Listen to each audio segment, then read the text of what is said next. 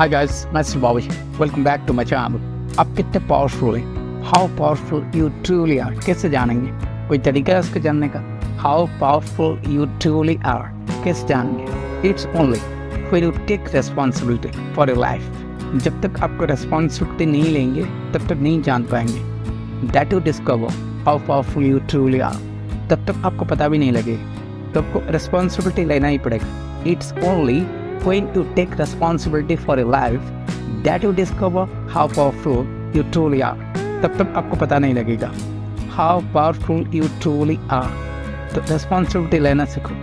Personally, right? Professionally, responsibility लेना सीखो.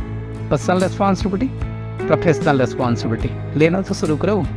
फिर आपको पता लगेगा how powerful you truly are. I hope you understand. See you in the next video. Thanks for watching. Thank you.